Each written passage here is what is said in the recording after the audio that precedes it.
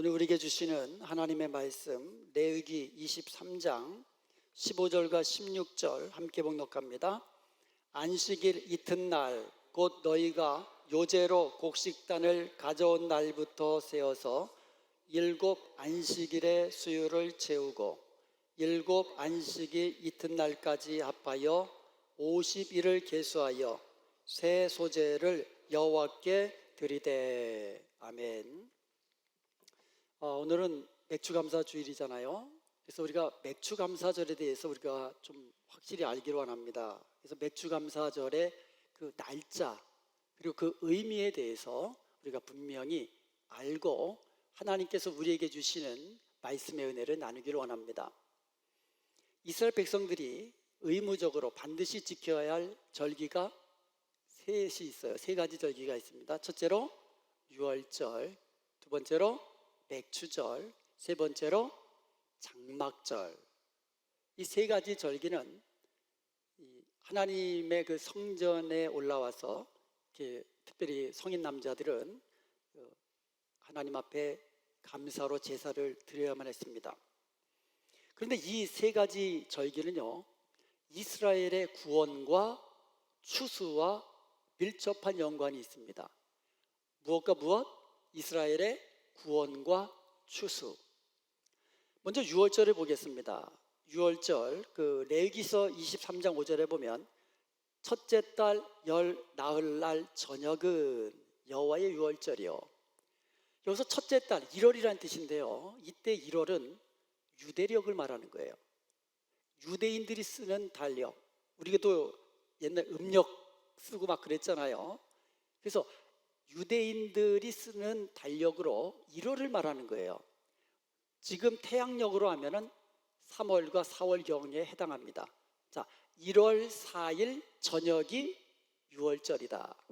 유월절이 언제다고요? 1월 14일 저녁.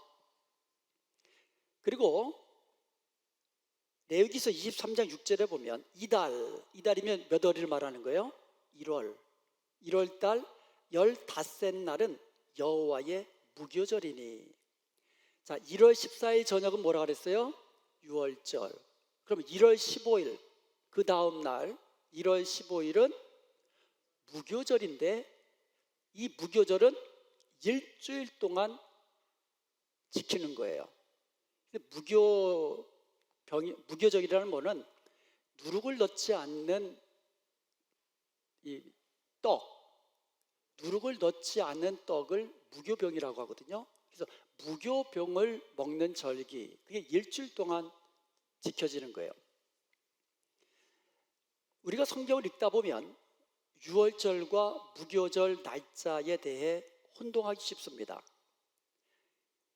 마태복음 26장 17절에 보면 무교절의 첫날에 제자들이 예수께 나와 이르되 유월절 음식 잡수실 것을 우리가 어디서 준비하기를 원하시나이까?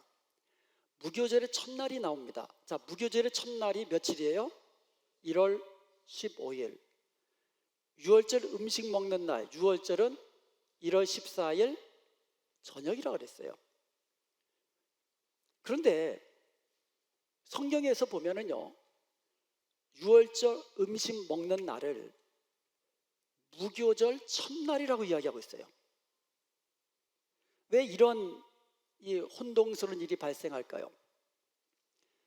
성경에는요, 밤과 낮, 그래서 하루가 돼요. 우리는요, 아침이 되고 저녁이 돼서 하루잖아요. 그런데 성경에는 뭐예요? 저녁이 되고 아침이 되니 이는 첫째 날이라. 밤을 먼저 시작하는 거예요. 저녁을 먼저 시작하는 겁니다. 더 정확히 말하면 일몰 때, 저녁부터 다음 일몰 때까지가 하루예요. 그러니까 하루의 분기점이 저녁이에요. 한번 안식일을 한번 예를 들어 볼게요. 여러분, 안식일이 토요일입니까? 토요일입니까? 정확히 말은 뭐예요? 금요일 저녁 일몰 때부터 토요일 저녁 일몰 때까지가 안식일이에요. 그래서 성경에서 말하는 하루는 저녁부터 저녁이에요. 아침부터 그 다음날 아침이 아니고요. 그러면 저렇게 본다면 유월절과 무교절을 다시 한번 도표를 보겠습니다. 유월절이 1월 14일이라 그랬죠. 1월 14일 저녁. 1월 14일 저녁이면 1월 15일이 시작되는 날이에요. 이해가 되시죠? 1월 14일 저녁은 1월 15일이 시작되는 날이에요. 그러니까 1월 14일 저녁이 유월절이에요. 동시에 무교절이 시작되는 날입니다. 그래서 이 성경의 이 공간복음연서에 보면 유월절 식사하고 무교절이 시작되는 날하고 같이 언급되는 것을 우리가 보게 됩니다. 이 유월절과 무교절은요, 보리 추수와 관련이 있는 절기예요. 레위기서 23장 10절에 보면 너희의 곡물을 거둘 때에 너희의 곡물의 첫 이삭 한 단을 제사장에게 가져가라고 이야기하고 있어요. 이때 드리는 곡물이 보리입니다. 이때가 보리 추수 때예요. 그럼 보리 추수를 시작하면서 첫 번째 된 보리 한 단, 그것을 제사장에게 갖다 드리는 거예요. 이 의미는 뭡니까? 이때부터 보리 추수가 시작된다는 것을 의미하는 거예요. 이때가 보리 추수를 드리는 날이에요. 그러니까 6월절에 무슨 추수가 시작돼요? 보리 추수가 시작되는 겁니다.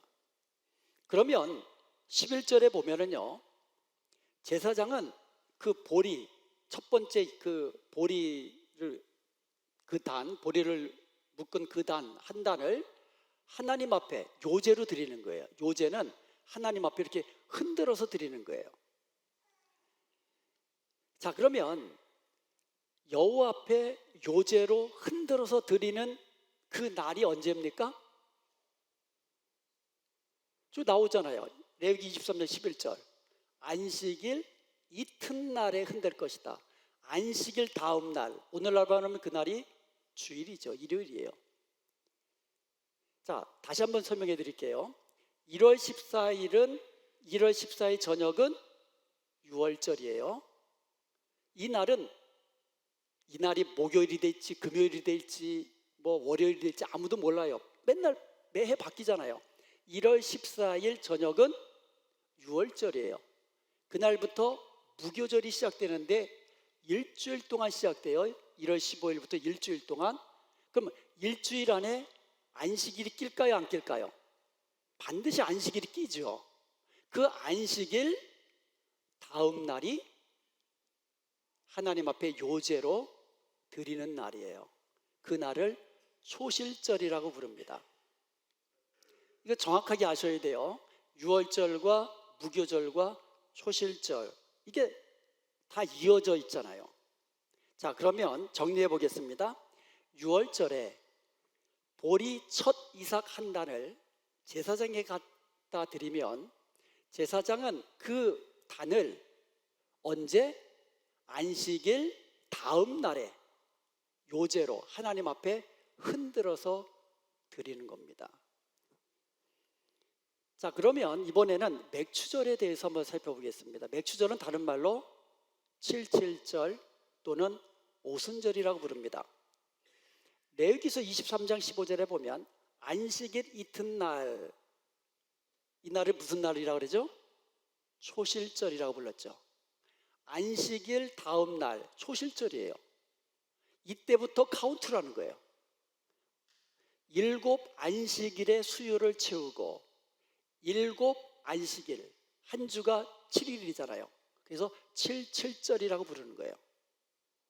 언제부터?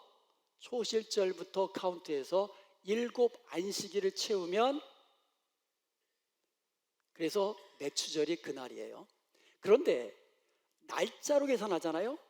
그래서 7 안식일 그 날까지 하루를 카운트하면 그날이 50일째가 되는 거예요.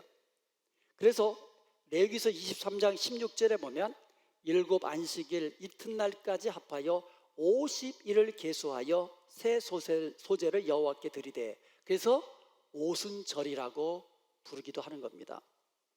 그래서 맥추절은요, 다른 말로 칠칠절, 초실절부터 일곱 안식일을 계수해서 칠칠절이라고 부르고, 날짜로 카운트해 봤더니 50일째더라. 그래서 오순절이라고 부르는 겁니다.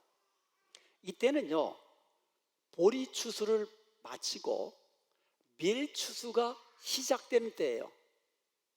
그러니까 맥추감사절은요, 상반기 동안 보리 추수를 잘 마치게 해주신 하나님께 감사드리는 절기고, 앞으로 시작되는 밀 추수 또한 하나님의 은혜 가운데 풍성한 열매를 거두기를 믿음으로 고백하며 감사하며 찬송하는 절기였던 것입니다. 그러므로 근본 맥추감사절은요, 상반기 동안 지금까지 하나님이 베풀어 주신 은혜에 감사하면서 하나님께 영광 돌리시길 바랍니다. 아멘. 뿐만 아니라 이 맥추감사절을 우리가 지키는 이유는 앞으로 남은 하반기도 하나님의 은혜로 풍성한 열매를 맺게 될 것을 믿음으로 고백하며 감사하는 절기라는 것입니다.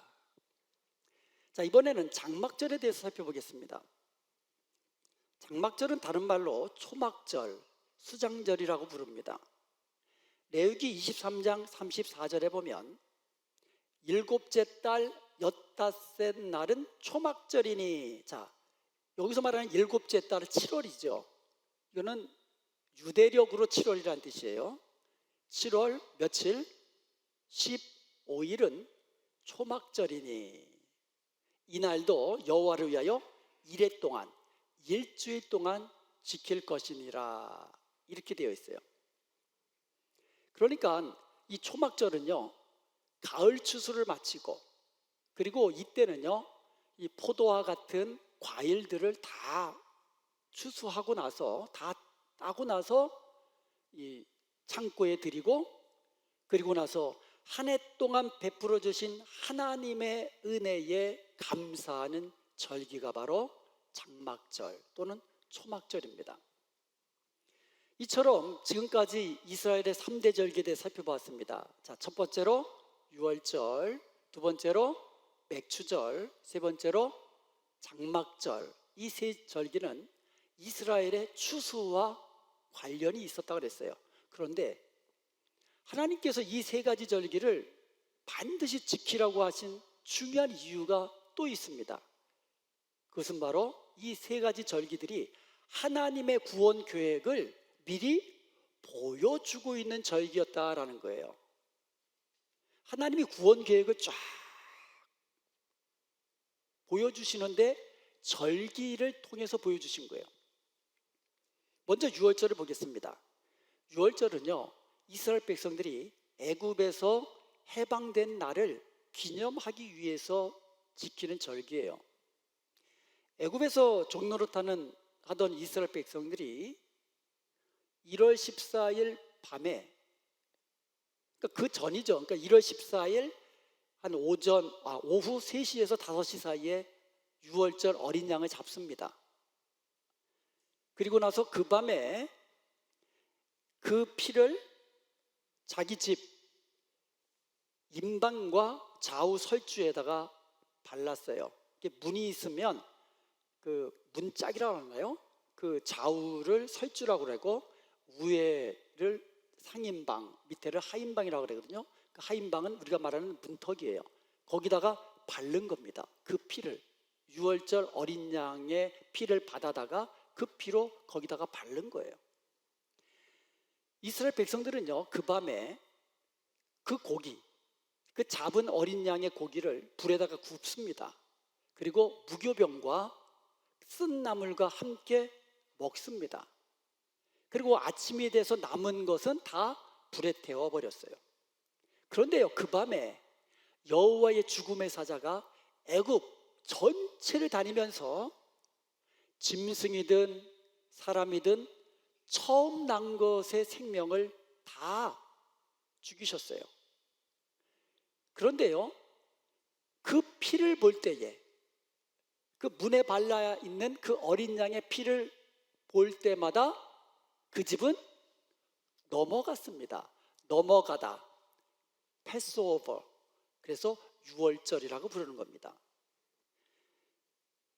유월절은요, 예수님께서 세상 죄를 지시고 십자가에 달려 피 흘려 죽으심으로써 하나님의 구원을 다 이루신 것을 보여주는 절기였습니다. 예수님이 이 땅에 오실 때에 유월절 어린 양으로 오신 거예요. 그래서 요한복음 1장 29절에 보면 보라, 세상 죄를 지고 가는 하나님의 어린 양이로다 라고 되어 있어요. 모니터 조금만 줄여주세요. 예수님은 유월절 어린 양으로서 세상 죄를 지고 죽으신 거예요.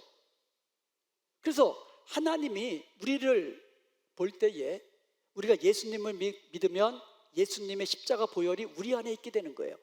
그래서 하나님이 우리를 보실 때에 예수 그리스도의 피를 통하여 보시는 거예요. 그래서 넘어가시는 거예요. 우리를 심판하지 않으시는 거예요. 그래서 예수님을 믿는 자는 영생을 얻었고 심판에 이르지 아니하나니 사망에서 생명으로 옮겨진 것입니다. 이 모든 은혜가 우리 대신 십자가에 피 흘려 죽으신 유월절 어린 양 대신, 하나님의 어린 양 대신 예수 그리스도의 은혜인 것입니다. 이것을 보여주는 것이 유월절이에요. 1월 14일은 요일이 바뀐다 그랬잖아요. 매해 바뀐다 그랬어요. 예수님이 십자가에 달리시는 그 해에 1월 14일은 목요일이었습니다. 그날에 유월절 만찬을 하셨어요. 그리고 예수님은 그 목요일 유월절 만찬을 끝나시고 감람산을 올라가셔서 겟세마네 동산에서 기도하셨다가 거기서 잡히시고 고초당하시다가 1월 15일 금요일 날 오전 9시에 십자가에 달리셨어요. 그리고 오후 3시에 운명하셨습니다. 그리고는 부랴부랴 장례를 치르고 1월 16일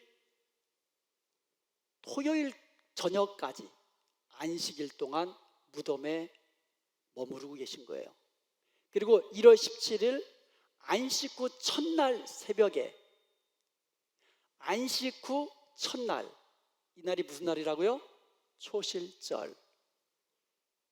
안식 후 첫날 새벽에 부활하신 겁니다.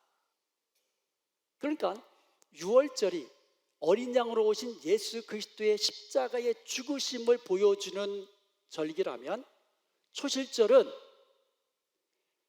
예수 그리스도의 부활의 첫 열매가 되신 예수 그리스도, 그것을 보여주는 절기고, 그때부터 예수님 뒤를 이어서 추수, 구원, 부활이 계속해서 이루어질 것을 보여주는 절기가 초실절입니다. 그러니까 우리가 지금 유월절과 초실절을 지켜요, 안 지켜요? 안 지킵니다. 유대인들은 지키겠죠. 우리는 그 대신 무엇을 지킵니까? 성금요일과 부활절을 지키는 겁니다.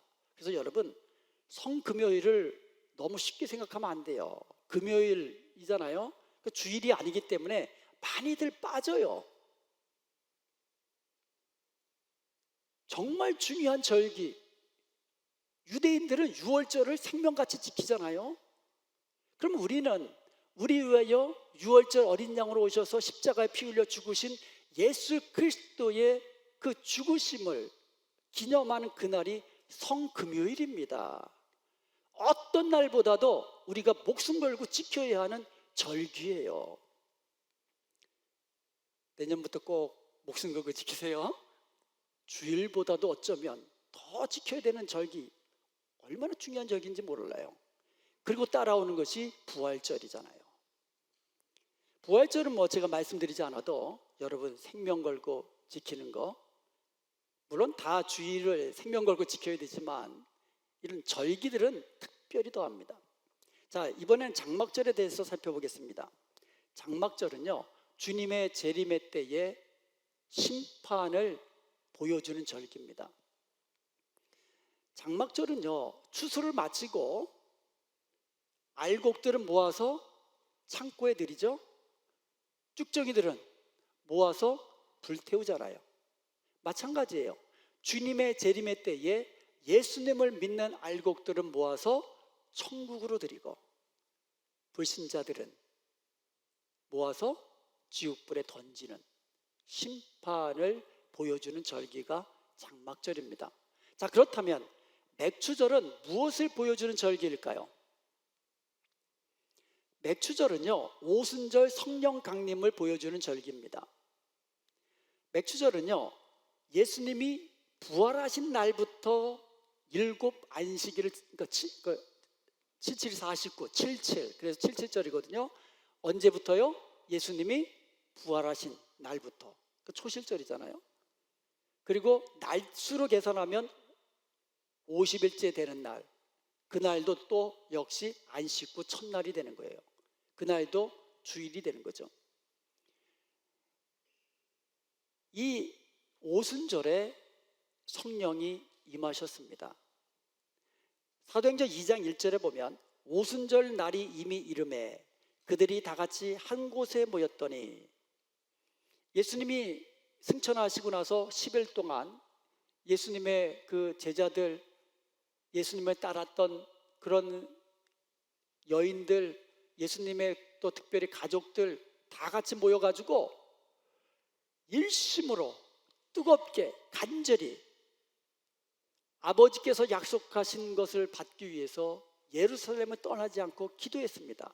그랬다가 오순절 날이 이름에 호련히 하늘에서부터 급하고 바람 같은 소리가 임하고 불의 혀같이 갈라지는 것이 각 심령 위에, 각 사람의 머리 위에 임하였다고 그랬어요.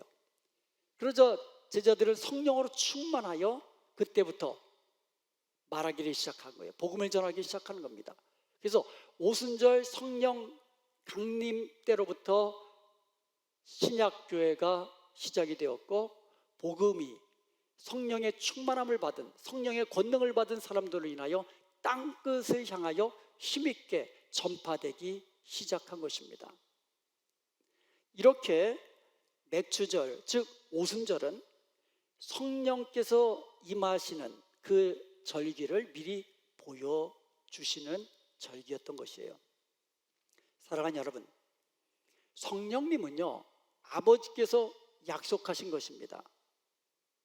마태복음 7장 11절에 보면 너희가 악한 자라도 좋은 것으로 자식에게 줄 줄 알거든 하물며 하늘에 계신 너희 아버지께서 좋은 것으로, 구하는 자에게 좋은 것을 주시지 않겠느냐라고 말씀하셨잖아요. 그런데 누가복음 11장 13절에 보면 좋은 것으로를 성령으로 바꿔버렸어요. 구하는 자에게 아버지께서 좋은 것으로 주시는데 그 좋은 것이 바로 성령이라는 거죠. 아버지께서 구하는 자에게 주시겠다고 약속하신 성령은 우리에게 가장 좋은 것임을 믿으시기를 축원드립니다. 어떤 은혜보다도, 어떠한 축복보다도 우리에게 가장 좋은 것이 성령님이세요. 왜냐하면 요한복음 14장 16절에 보면은요, 성령님은 우리 곁에서 항상 함께 하시면서 우리를 도와주시고, 우리를 위로해 주시고, 우리를 격려해 주시고, 우리를 상담해 주시는 우리의 보혜사가 되시기 때문인 것입니다. 그리고 요한복음 14장 17절의 말씀처럼 성령은 진리의 영이십니다. 요한복음 14장 26절에 보면 보혜사 곧 아버지께서 내 이름으로 보내실 성령, 그가 너희에게 모든 것을 가르치고 내가 너희에게 말한 모든 것을 생각나게 하리라 말씀하고 계십니다. 진리의 여신 성령님께서는 우리가 말씀을 읽거나 또 말씀을 듣거나 할 때에 그것이 깨달아지게 하시고 믿어지게 하시고 그리고 구원에 이르도록 하시는 겁니다. 그래서 성령이 가장 좋은 하나님께서 주시는 거예요. 고린도후서 1장 22절에 보면 하나님은 우리의 구원의 보증으로서 우리 마음에 성령을 주셨다고 말씀하고 있습니다. 예수님을 믿는 저와 여러분은 그 구원을 보증해 주시는 분이 계시는데 성령님이 그것에 보증이 되신다라는 거예요.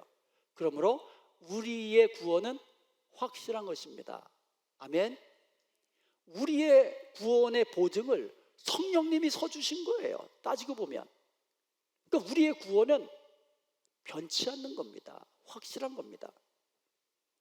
로마서 8장 16절에 보면 성령님은 또한 우리가 하나님의 자녀인 것을 확증시켜 주셔서 우리로 하여금 하나님을 아버지라고 부르게 하시는 겁니다. 여러분 기도하실 때에 하나님을 아버지라고 부르시잖아요. 누가 가르쳐 주셨습니까? 바로 우리 안에 계신 성령께서 우리가 하나님의 자녀인 것을 확증시켜 주시니까 우리가 하나님을 향하여 아버지라고 부르며 기도할 수가 있는 거예요. 그러므로 하나님을 향하여 아버지라고 부를 수 있는 사람, 그 마음에 성령께서 주시고 깨닫게 해주신 은혜라는 겁니다. 그뿐만이 아닙니다. 로마서 8장 26절에 보면 성령님은 우리의 연약함을 도우시고 말할 수 없는 탄식으로 우리를 위하여 기도하신다고 그랬습니다. 그리고 로마서 8장 27절에 보면 성령이 하나님의 뜻대로 성도를 위하여 기도하신다고 말씀하고 있습니다. 이뿐만이 아니에요. 성령은 우리에게 각종 은사를 주셔서 봉사의 일을 하게 하십니다. 그리고 우리는요, 성령으로 충만할 때에 하나님이 기뻐하시는 성령의 열매를 풍성히 맺을 수 있습니다. 서로 뜨겁게 사랑할 수 있고요, 성령의 하나 되게 하심을 지킬 수가 있습니다. 그리고 사도행전에 보면은요, 오순절 성령 강림 이후에 제자들은 성령으로 충만해 가지고 하나님의 복음을, 예수 그리스도의 복음을 권능으로 힘있게 땅끝까지 전파해 나갔던 것을 볼 수가 있는 것입니다. 그러니 성령이 우리에게 가장 좋은 것이 맞잖아요. 그러므로 사랑하는 여러분, 회개하시고 예수 그리스도를 믿으셨습니까? 아멘. 그러면 죄사함을 얻었고 하나님의 자녀가 되는 권세를 얻었고 구원받은 것을 믿으시기 바랍니다. 그런데 여기서 끝나는 게 아니에요. 유월절로 끝나는 게 아니잖아요. 초실절로 끝나는 게 아니잖아요. 맥주절이 있어야 되잖아요. 우리에게 성령의 충만함이 필요한 거예요. 우리 안에 성령이 계신 것뿐만 아니고 우리 안에 계시는 성령으로 충만함이 있어야 된다는 거예요. 그러므로 근본 오늘 맥주 감사 주일에 성령으로 충만함을 구하시고 성령 충만 받으시기를 원합니다.